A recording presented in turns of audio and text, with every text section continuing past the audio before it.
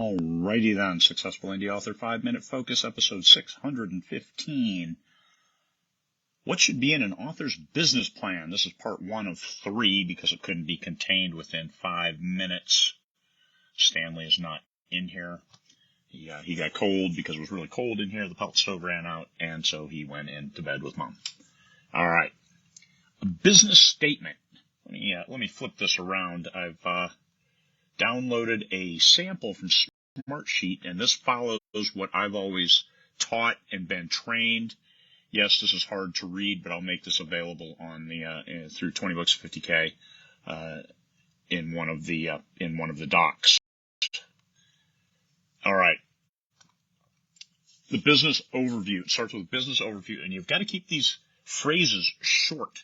Shorter the better. However, this is your roadmap to success. For business overview, what you want is your vision. What is the vision for this business? You as a writer, what is your vision? What's your mission? Mission is different from the vision because what is accomplishable? Vision is your goal, is your big, hairy, audacious goal, the BHAG, as some people call it. It's where do you want to go? Mission is this is what we're doing. This is it. This is why. And then the product. This is about having a product. What books are you writing? And there's more of that down in the one page, but this is a one-page document that's your guiding light for your business. Then next is market analysis. Yes, the fun stuff. You're thinking, oh my God, I don't need to do market. You do. You need to take a look. What authors do we want to be like? Because you're going to write a book, you're going to be like somebody. So find that area of the writer world that you want to be like, that you read a lot of, that you think I can write a story. This story is missing, but it's kind of like these, but it's still there's a huge gap.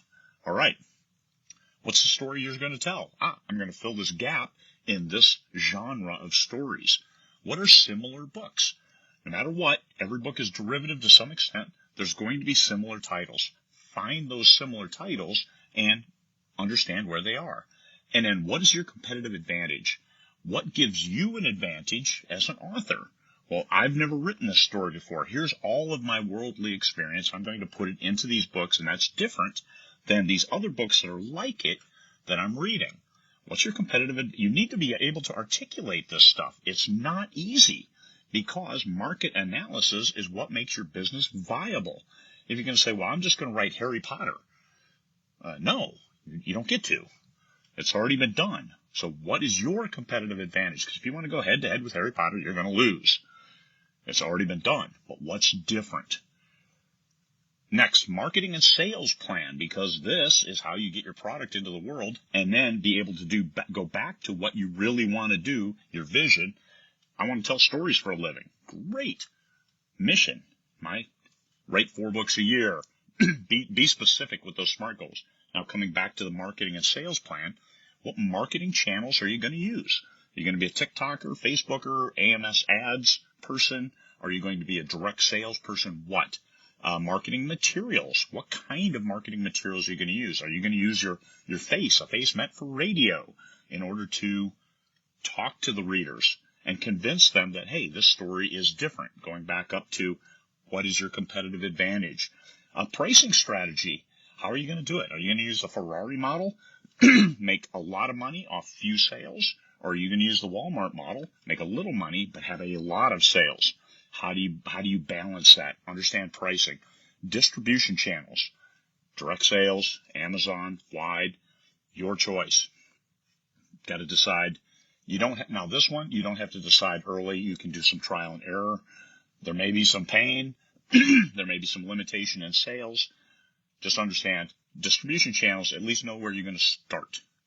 And then key objectives and success metrics. If you measure it, you can manage it. Objectives we plan to achieve in a given time frame. So over this amount of time, and it starts with, in the first 90 days, I'm going to write this book. It's going to be 75,000 words. There you go. There's a metric. That's something that you can manage. You can also go back into production.